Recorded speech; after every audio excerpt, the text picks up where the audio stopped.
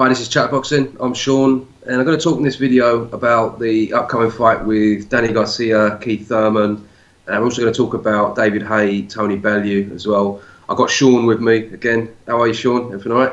Yeah, very good, mate. Had a good night last night. So, as I said to you earlier, feeling a bit hungover, but certainly interested in talking about both fights, both upcoming fights that, well, within the UK. Obviously, the Haye Bellew fight is quite interesting. A lot of people are going to have a one-sided opinion on that. But as far as Thurman Garcia is concerned, yeah, very exciting fight. No one can argue that it's just one to watch, isn't it? Like, That's a lot more of on paper, a much more competitive fight, much more interesting one. So let's start with that then. I made a video a couple of weeks ago about that. So I'll let you start off. What's your first impression about this fight?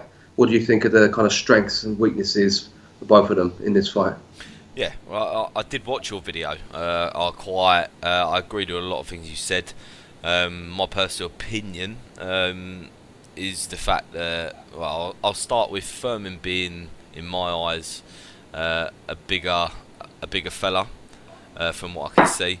I think as far as the weight goes, I think the bigger, more imposing man often wins the fight. Not every time, but in this case, I think that's definitely Thurman's strength, is the fact that he looks like a much stronger person than Garcia. I don't know how you see it, but that's certainly how I see it for a start. Yeah, I do. I think that Danny Garcia, I don't know if I actually mentioned this in my video, but I think it's worth pointing out that Danny Garcia has now had a bit more time to get accustomed to the weight.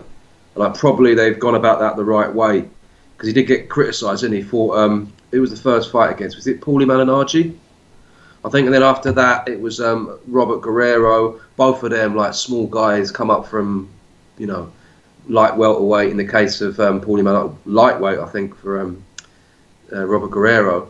Yeah. So kind of did that, and then he fought against Samuel Vargas. So bit by bit, he's been getting used to carrying that weight around, and I think it's going to be slightly less of a disadvantage than it would have been if he'd gone straight into it. But having said that, he hasn't really fought anyone big and strong in an actual fight to prepare him for someone like Keith Thurman.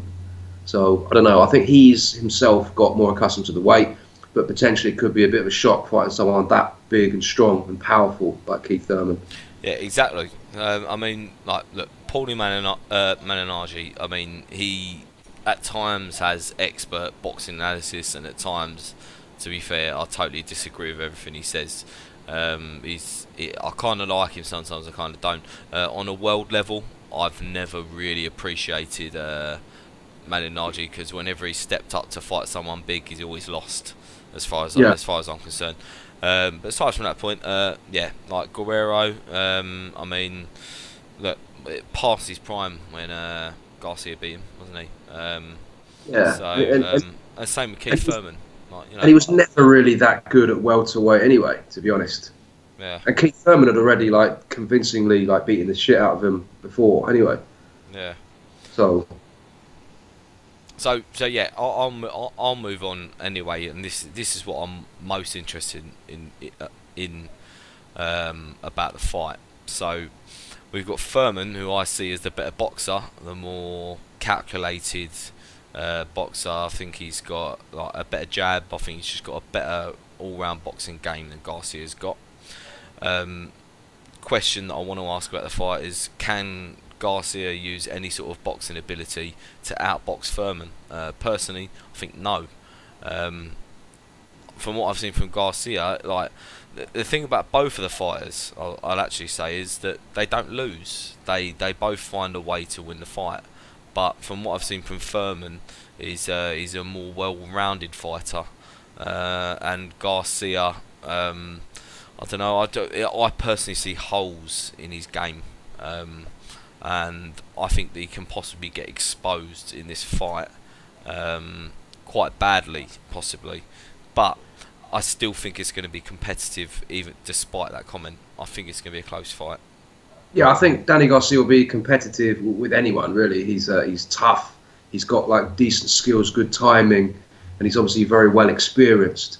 And I think the fact that because he's not physically that gifted, like someone like Keith Thurman is, he's had to make up for it. Do you know what I mean? In terms of ring craft, and I think he's learned a lot. He's obviously from Philadelphia. They've got a very good tradition, haven't they? And I think just generally, like if you kind of rise to the top in that environment, you must be pretty good. And you've sort of seen a lot of styles, seen a lot of kind of different types of people. I think he's probably got a good pedigree to him, but I do think as well it's possible that he's kind of peaked. Do you know what I mean? Because people talk about his record and everything, that all these names he's got on his record, but a lot of that is, first of all, it's like a light welterweight. Yeah. Secondly, like it's a while ago. I mean, like Lucas Matisse was a very good win. Amir Khan as well at the time, but this is quite a while ago, and since then he hasn't really looked that impressive, has he? I mean, he's fought a couple of decisions that could have gone against him. Herrera, obviously, Lamont Peterson. These aren't these are decent fighters, but you're not talking about Floyd Mayweather, Manny Pacquiao kind of level, are you? I mean, I don't know. I think possibly he's sort of living off reputation to a certain extent in terms of now putting him on a level with people like Thurman and the other top welterweights. Yeah, I mean, one thing to bounce back off from what you just said is, like, you look at Danny Garcia's recent fights, you look at Thurman's last fight against Sean Porter. I think the skill level that you saw Thurman project in that fight was very impressive. I think he did win the fight. It was an extremely close fight, but I think he deserved the 7-5. Possibility 8-4 in my opinion. I've watched that fight twice, I think, because I thought it was such a good fight. I think Sean Porter was an absolute quality fighter, and I'd like to see him against the likes of Garcia, etc. in the future. But yeah, no, this is the reason I really think that Thurman's boxing ability. I just think he's a smarter fighter. I think his physical attributes are really gonna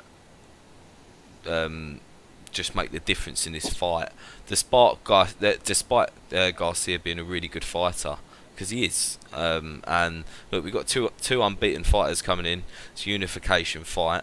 I mean, you can make any prediction you like, but it could end up being a stormer, and Garcia could end up bringing up the goods, couldn't he? Well, one thing I would say about Danny Garcia is, I think I made this point in my other video, that he went from basically being very well respected to being considered a bit of a joke, like a cherry picker. Agreed. A soft touch. Everybody wants to fight him now. He's like the sort of target at 147, because he was considered as having a very good record, taking on tough competition. He's very well respected. And then since then you've had the Herrera, which was considered a cherry pick at the time, if I remember rightly. Most people think he lost that. Then there's Lamont Peterson. Then he's kind of fought very Rod Salker. Do you know what I mean? Just very underwhelming. And of course you've got his pillock of a dad, just talking rubbish all the time. Doesn't really help his cause. So I think he's really up for this. I think he really wants to get his name back. Do you know what I mean? I think he's thinking, I want to get back to where I was, and this is an opportunity for me to prove myself that I'm serious again. So I do think he's going to be very up for this, and he's a very difficult man to beat. I think he's mentally very strong, and he's been involved in tough fights from pretty early on in his career. So I do think he's going to be a very difficult man to beat. I just think that Keith Thurman is better than him. That's what it comes down to. And then when you consider that he's bigger as well, I just think that you've got to give him the edge. I think if he can fight not necessarily on the back foot, but he's just a lot quicker and he's a lot more mobile than Danny Garcia. Do you know what I mean? I can see him basically just outboxing him. And if they do get into exchanges, yeah, I mean, they're both pretty decent punchers. I think Keith Thurman, he's obviously, he's got a reputation as being a big puncher. I don't know. I think that's possibly slightly overrated. But still, he hits hard enough to hold his own in there. Danny Garcia as well. Yeah, no, I think you make a really good point there. I mean, look, both fighters are due both complete respect. with regards to their credentials. Going back to Danny Garcia, I mean, like, you look at his, let's just say, last 10 fights or so. I mean, people say he's cherry picked and done this, that, and the other. But if you look at his past 10 fights, he hasn't fought any chumps. Like, he hasn't fought any idiots, and he's beat all of them. Rod Salka. Rod Salka, when was that? Rod Salka, that was. It was about 5 fights ago or something, wasn't it? Like, all right, one person. But aside from that, you look through his resume. Samuel Vargas in his last fight wasn't exactly. But yeah, I take your point. It's people exaggerate the level that he's cherry picking. I mean, generally speaking, he's fight. Even people like Malignaggi, Robert Guerrero. Yeah, they're not amazing, but they're sort of solid. They're solid competitors, as Floyd Mayweather would say. Do you know what I mean? My point is he's beaten all of them, and regardless of what anyone says, like, they're still all decent boxers, and that's one thing I'll give Garcia before this fight is he's beaten a collective, like, quite a vast collective level of fighters, and he's done it. So look, he's coming up against Keith Thurman, who we obviously pick as the favourite for the fight. I think the bookies would pick Keith Thurman definitely as the favourite for the fight. But I think we're looking at a really decent showdown coming up. One thing I said as well. I don't know what you think about this. I thought that possibly Keith Thurman might be a little bit too enthusiastic for this fight, because I've noticed that there are certain fights he's very enthusiastic about, others not so much. It's not me like having a go at him, but it's just an observation.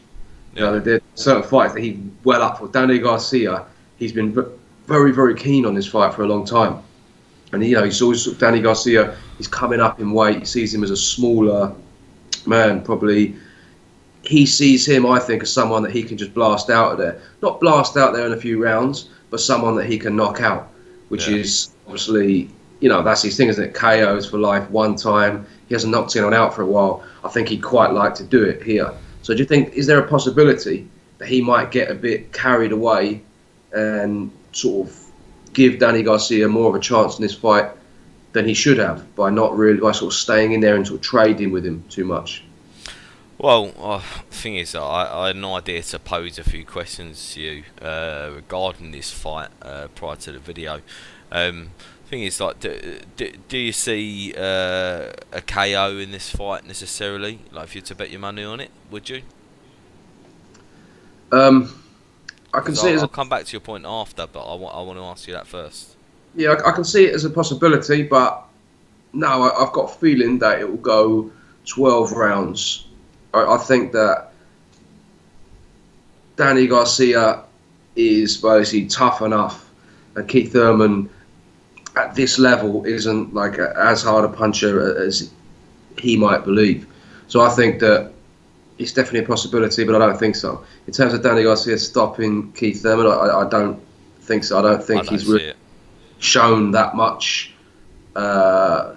I mean, people exaggerate Keith Thurman's vulnerabilities, in my opinion. They talk about, he's got some glass body. I mean, he got smashed in the liver and he didn't even go down.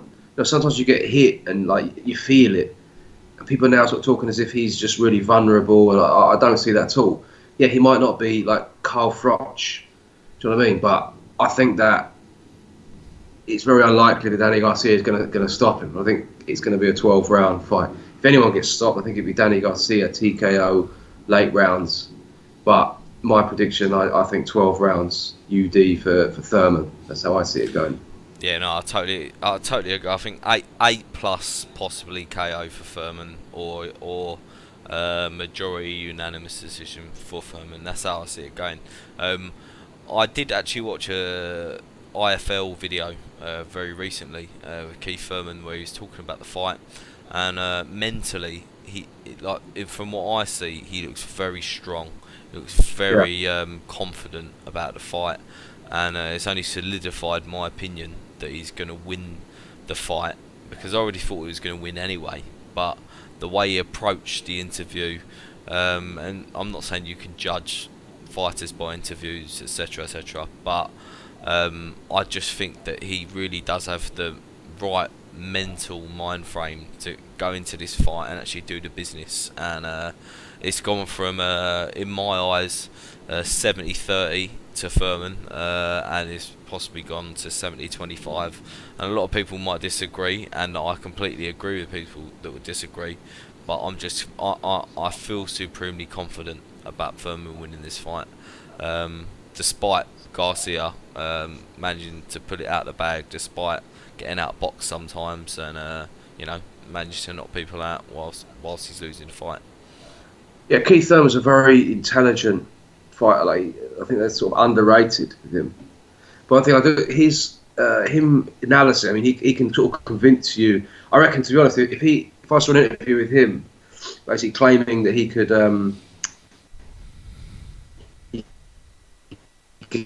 beat a prime Mike Tyson, confident, very like he's planned everything meticulously. He's left no stone unturned. And I do think that Danny Garcia and his, I think mentally that Danny Garcia is pretty quiet. I'm not saying he's stupid or anything. I am saying that his dad is stupid. He's a total cretin.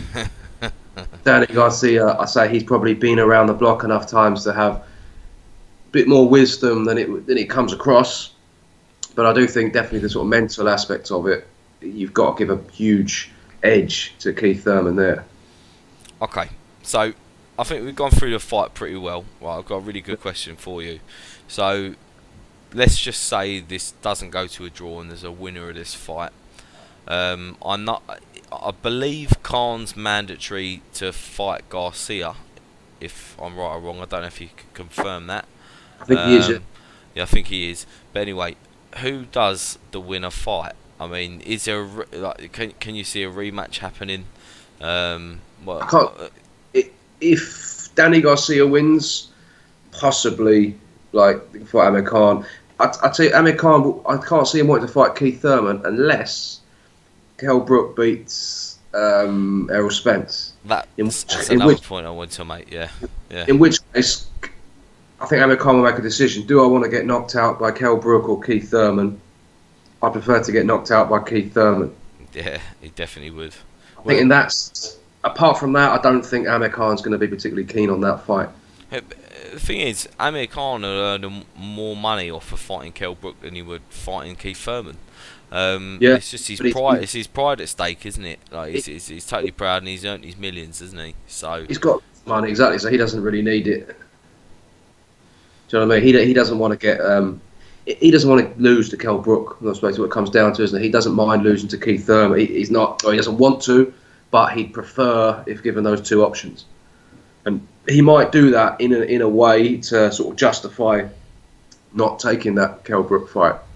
But I think for Khan especially, he always knows the Brook fight's there.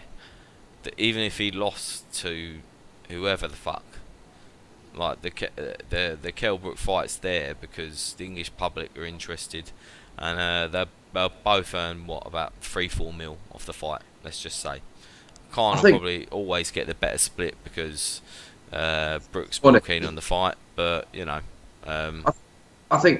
just think Amir Khan is just really hoping that Errol Spence does a job on Kell Brook, really damages his eye, and then he doesn't have to fight him. That's what I think. Yeah, I think Errol Spence will definitely be training to jab the eye that Kell Brook got damaged in his last fight. I don't know what eye it is, left or right, but I think it's his left eye, I believe. But yeah, I think Errol Spence will definitely be training to jab that eye as much as he can. But I see the Errol Spence Brook fight as a 50-50, if I'm quite honest. I see it really close. There are a lot of unknowns in there, aren't there? Loads of unknowns. So really, it's a great fight though. Definitely, I'm really happy that it's happening. Right, well, let's talk. Before we move on to the Haye Bellew fight. Have you got anything else you want to say about this before you give your final prediction? No, I'll give a final prediction now. I mean, I think we've spoken through it quite well. I think Thurman's gonna. I think it's gonna go the distance. If I'm quite honest, I think both fighters are going to be ready and defensively minded enough not to get knocked out. So I think Thurman is going to win just because he's a better boxer, and I hope so as well, because even though I haven't actually got anything against Danny Garcia, I think his dad's a prick. I think we'll all agree about that. But Yeah, I'm just sick I, of listening to his shit. I just want him to shut the fuck up and leave it to Danny. 'Cause I do like Danny Garcia, and I think it's a shame that he's got that pillock basically hanging around. but Talk. he's a good marketer for his son. It's like Eubanks Senior.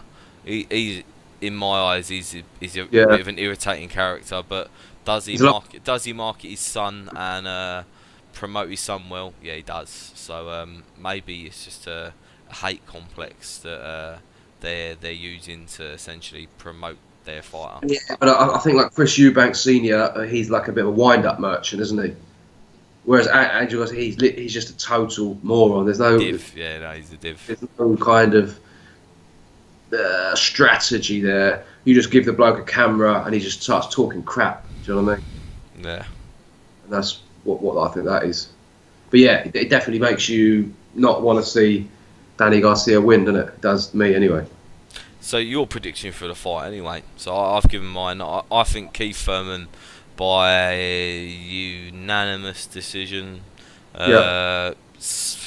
Again, when you think it's a close fight, I'll always say 7-5, 8-4. But I think 7-5. I think Keith Thurman will just have it out of the bag and do a 7-5, and I would not be surprised by an 8-4. Yeah, I think Keith Thurman will win most of the rounds. I think if he boxes clever, I think he's got very quick feet. He can basically move in and out. He's got good punches as well. He's not just like pitter patter kind of style. He moves in and out quickly, but landing good, like eye catching, scoring punches. So I see if he wants to, I think he can win the rounds quite easily. Danny Garcia, he's got quite good count. He's got his hooks and stuff, but I think he's just too predictable for someone like Thurman. I think Thurman's just got just his brain mixed with his athleticism. I think it's his fight to lose. So I would say, yeah, he's going to win 8-4, probably be about right. Could potentially win like 9 rounds. Could potentially win 7, but I think he's going to win the overwhelming majority if he uses his brain, which I think he will. Yeah, hopefully he does my the prediction. business. But as we said, both unbeaten fighters, could be a very good fight. But And then hopefully we'll see the winner of that fight against the winner of Kell Brook, Errol Spence. yeah, that'd be fantastic. I mean, I don't want to go too much into that fight. I think that's a talk for another video possibly. But Yeah. I don't know. I think if Brook manages to make the weight right, I think he wins. But he's obviously going to struggle. Yeah.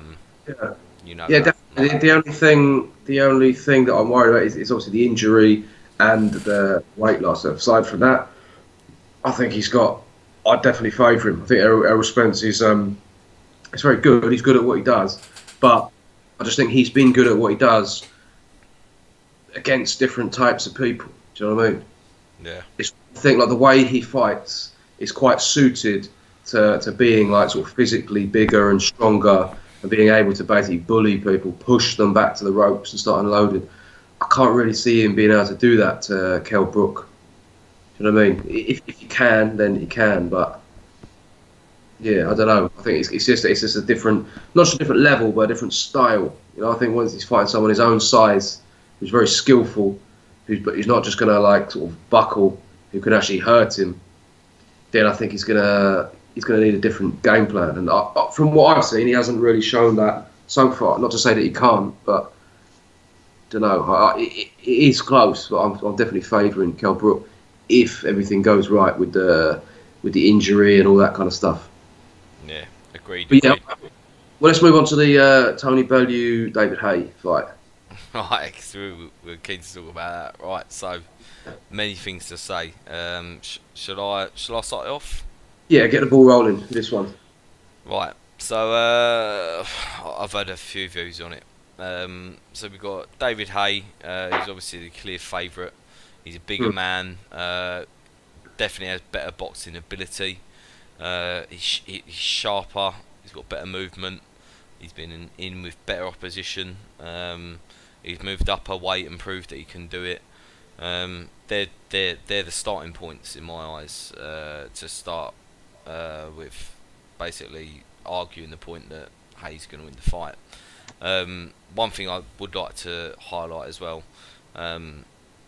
against everything I've just said, is the fact that David Haye has just fought two people that essentially weren't in his kind of class category.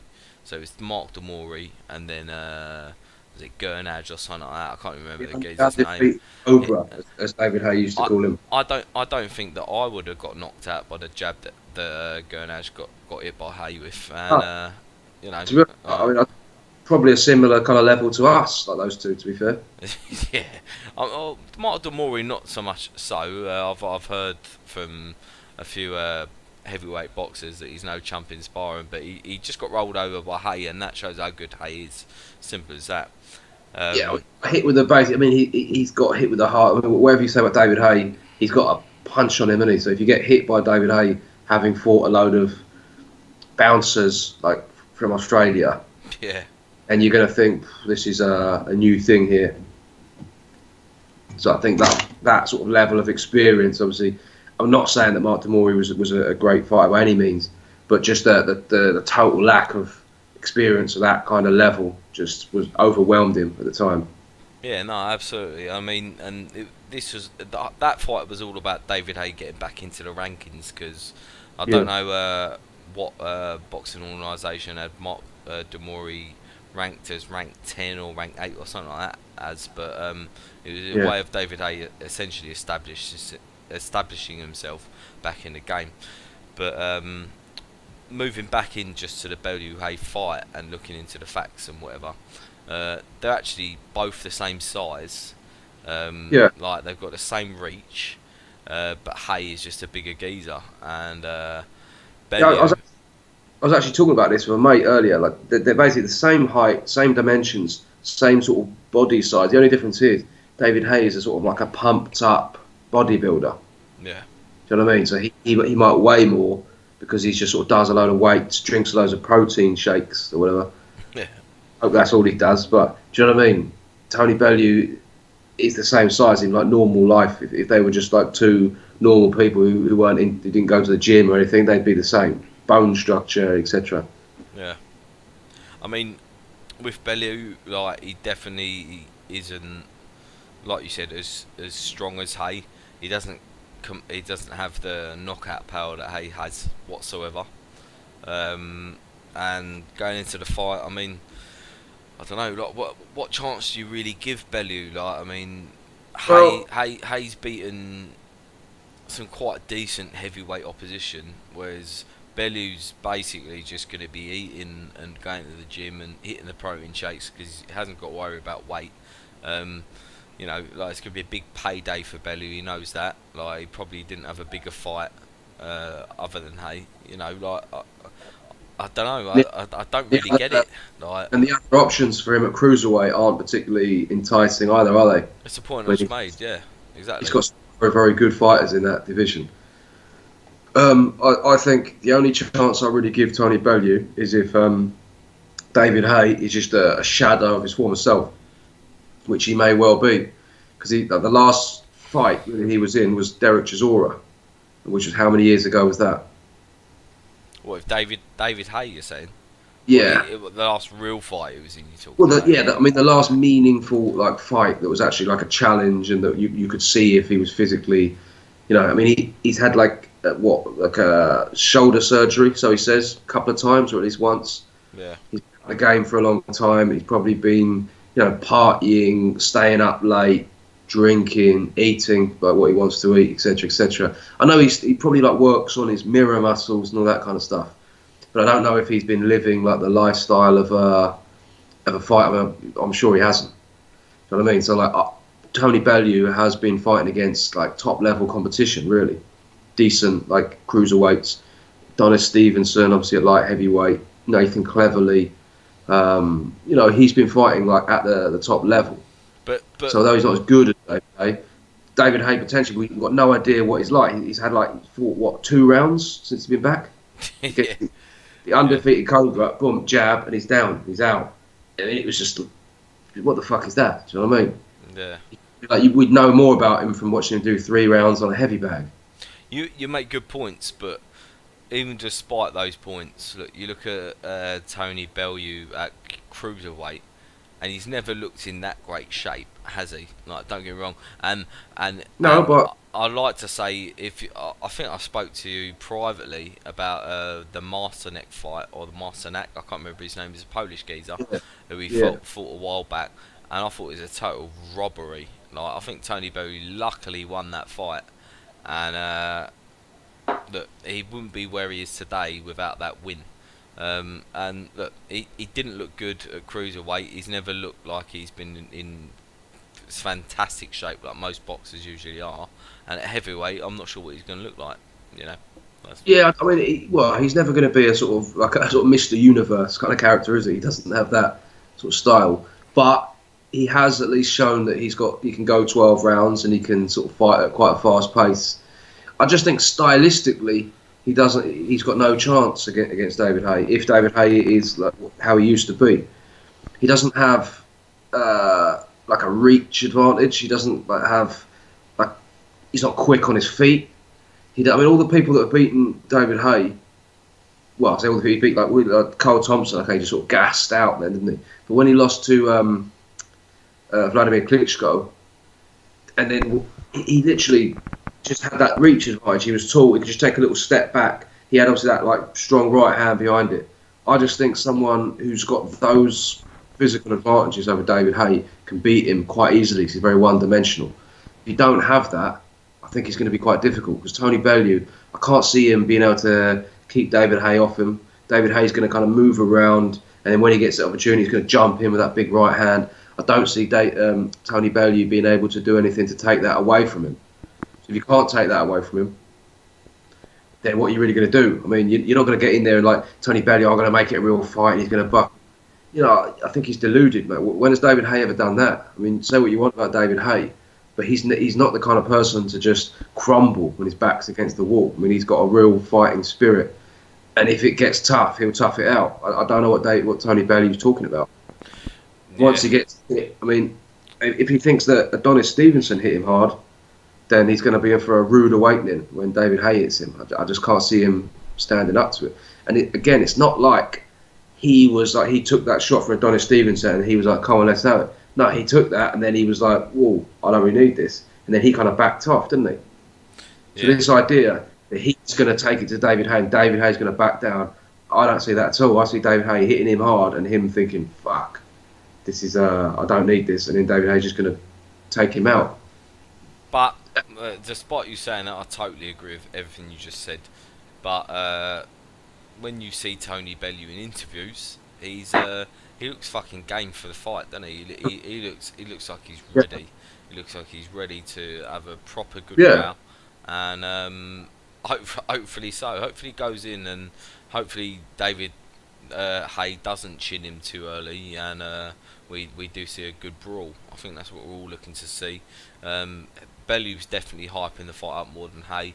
Haye's taking the fight because he sees it as an easy payday. Bellew, like I said, like it's probably the best payday you can get. Like, despite him having the title in the cruiserweight division, I mean, you can't get a better payday than him versus Haye, can he? So obviously, I think it's beneficial for both fighters to have this fight, isn't it? Yeah, I think one thing like that Tony Bellew does have in his favour is I saw a video Hatman made, and I agree like 100% with what he said. His biggest strength, basically, Tony Bellew, is that he's pretty much deluded completely. So everything like we're sitting here thinking that he's got no chance. He doesn't see it like that, which is obviously good for him. He's no Floyd Mayweather or Roy Jones, Prince Nassim, anyone with any kind of obvious gift and physical talent. He's not particularly gifted like that, but he just believes in himself and he's worked very, very hard, and he's got to where he is through basically like ignoring like the naysayers, people like me, telling him that he's got no chance. He doesn't really pay any attention to that. So that is a strength that he has. And I do think going into it, he's going to have total belief in himself. I just think that when he does get hit hard and he's like trying to swing, and he's getting hit, and he can't really see him, and he's like boom, and he's buzzed. I just think then he's going to realise, like that happened in the Adonis Stevenson fight. I mean, to me that looks like he kind of, I wouldn't say that he just melted, but he definitely didn't just have this sort of fearless, I don't care, I go out on my shield attitude that he sort of portrays. It didn't look like that to me anyway.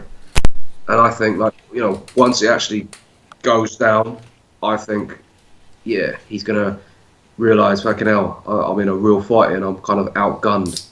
Can he sort of drag Haye into deep waters? I doubt it. And even if he does, I don't really give him the edge in that either. Only the fact that he's been in there recently with like better competition and he's probably been living that lifestyle more. But I can't see it. I think he's going to get taken out 6 rounds. Not even that, to be honest. I just think he's too slow to get away. So I think like sort of 3 or 4 rounds. Yeah. Obviously, it's one of them things that you've got to say we're going to have to see what happens on the night. I mean, a lot of people say that like some fights are won or at least distinguished to a degree before the fight, and I think Bellew's talked a very good game before this fight, and I definitely think he's got Haye on his toes, and I think that's a really good thing. I think that Haye will not underestimate how much Tony Bellew is going to come into this fight and ready to sit there and proper swing his fists. And if Bellew goes behind and Haye for some reason hasn't knocked him out within 3-4 rounds, then Bellew is going to go for it. He is. He's a strong-minded geezer, and I think that hopefully, and this is what I'd love to see, is him sit there and swing some fucking haymakers, or shall we say Bellew makers, and try and rock Haye a bit, and that'd be lovely. I think that'd be lovely to see.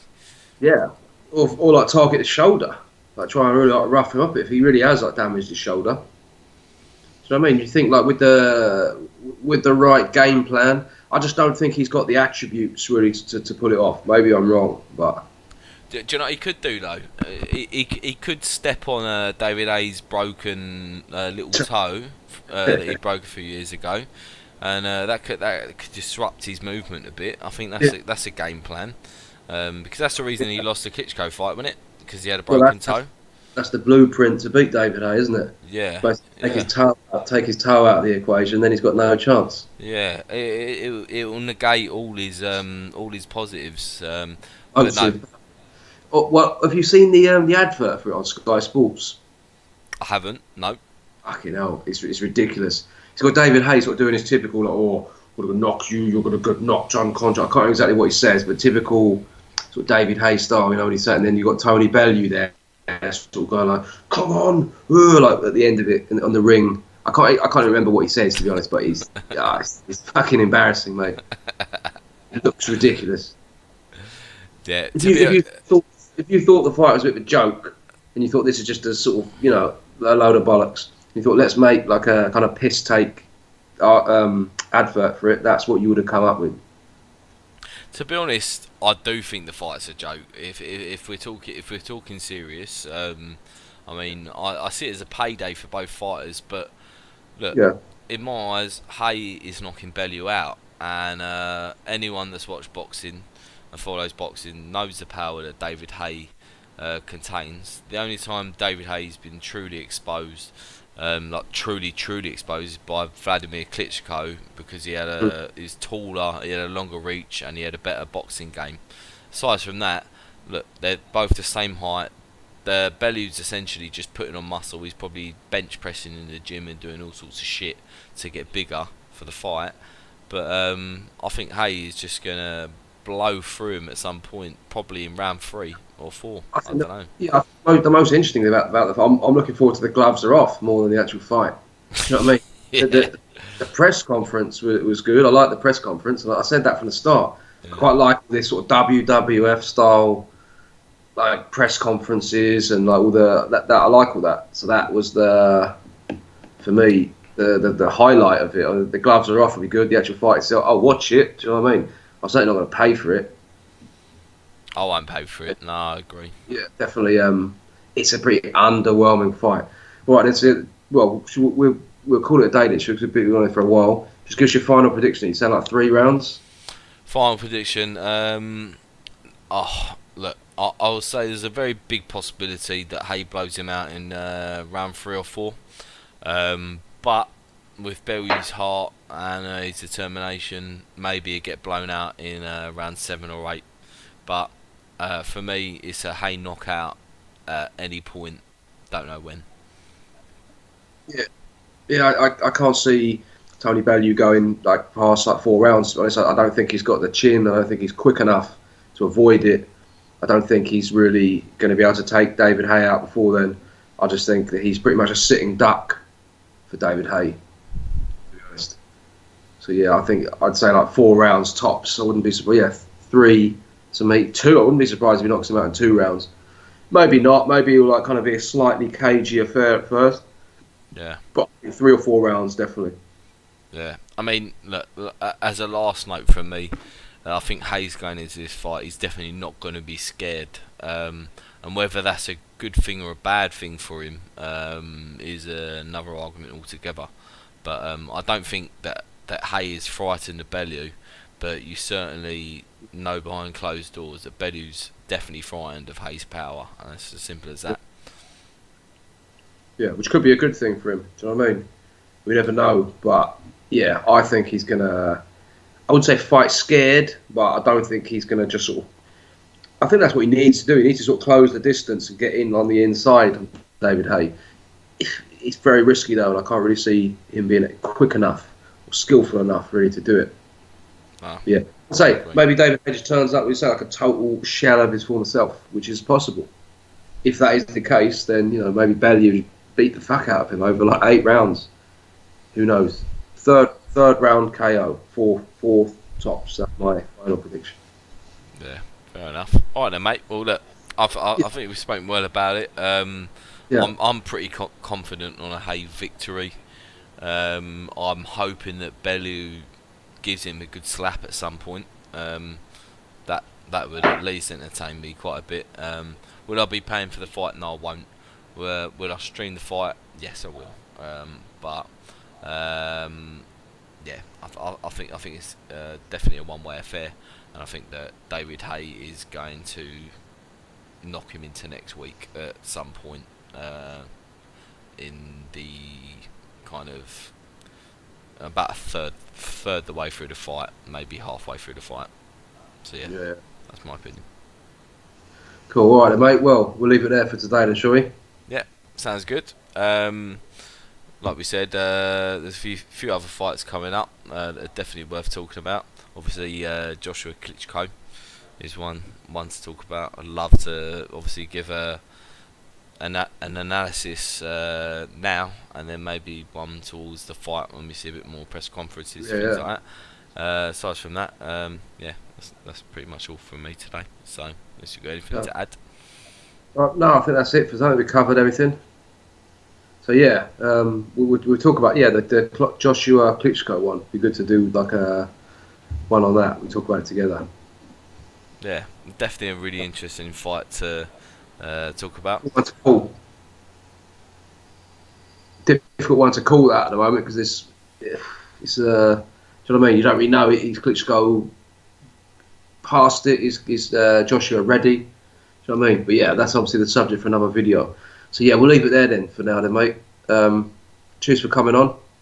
Yeah, no worries. To everyone that's going to listen to the video once it's uploaded, by all means subscribe to Sean. He has a very good view on boxing in my opinion. And he's not one to promote himself, so I'll promote it for him. But yeah, if you enjoy our videos, enjoy our chats, then by all means subscribe. And if you want to comment in the comment section below and disagree or agree with anything we say, then have a blast. We're totally game for that. Right then, cheers, mate. Right, sweet. Thanks, Sweet soon, mate. Take it easy. Bye.